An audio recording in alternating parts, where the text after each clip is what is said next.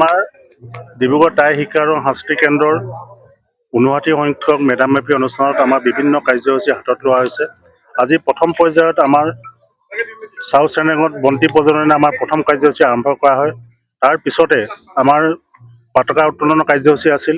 ইতিমধ্যে আমাৰ পতাকা উত্তোলনৰ কাৰ্যসূচী আৰম্ভ হৈছে আৰু পতাকা উত্তোলনৰ কাৰ্যসূচীৰ পিছতে আমাৰ মেইন পূজা ভাগৰ কাৰণে আমাৰ পুৰোহিতসকলে ইতিমধ্যে সকলো সম্পূৰ্ণ কৰি তুলিছে।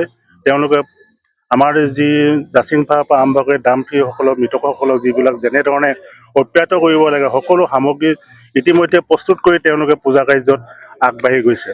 আৰু এইখিনিতে আমাৰ ইয়াৰ পিছতে আছে আমাৰ পূজা কাৰ্য চলি থকাৰ সময়তে আমাৰ সম্বৰ্ধনা আৰু সাংস্কৃতিক অনুষ্ঠান আছে।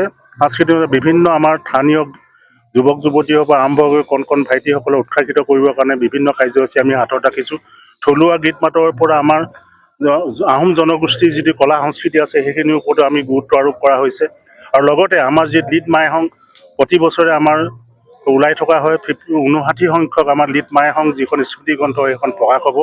লগতে আমাৰ আজি গ্ৰন্থ উন্মোচনত আমাৰ টাই আহোমসকলৰ দিহা নামৰ যি কিতাপ এখন আমাৰ গণেশ্বৰ চমুৱাদেৱে উলিয়াইছে, তেখেতৰ সেই কিতাপখনো আজি ইয়াতে উন্মোচন হ'ব। আৰু আমি 3জন বিশিষ্ট ব্যক্তিক আজি ইয়াত সম্বৰ্ধনা জনাবলৈ আমি মনস্থ কৰিছোঁ। এজন নতুন উদ্যমী যুৱক, যি অসমৰ জনসাধাৰণ আমাৰ উঠি অহা প্ৰজন্মৰ কাৰণে আত্মনিৰ্ভৰশীল হোৱাৰ পৰিচয় দাঙি ধৰিছে। তেওঁ হৈছে মঞ্চাও কুশল কোঁৱৰদেৱ। আৰু দ্বিতীয়তে হৈছে মানৱ সেৱাৰ প্ৰতি সেৱা আগবঢ়োৱা আমাৰ ডাক্তৰ দিলীপ গগৈ। আৰু তৃতীয়জন আমাৰ বয়োজ্যেষ্ঠ ব্যক্তি আমাৰ এই সদস্য অতি শ্ৰদ্ধাৰ তেওঁ হ'ল মাণিক চন্দ্ৰ গগৈক আমি সম্বৰ্ধনা আজি এই ধৰণে আমি কাৰ্যসূচী আমি হাতত ৰাখিছোঁ।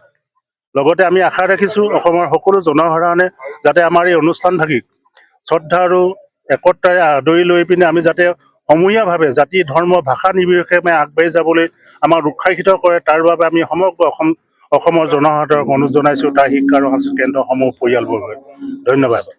এই মেডাম মেফিয়ে আমাৰ পূৰ্বপুৰুষীসকলে লেংডনৰ পৰা আদি হেৰি পাইছিলে, সেইটো মানে আমাৰ পূজা হিচাপে তেখেতসকলক পূৰ্বপুৰুষে অনুৰোধ কৰা হয়।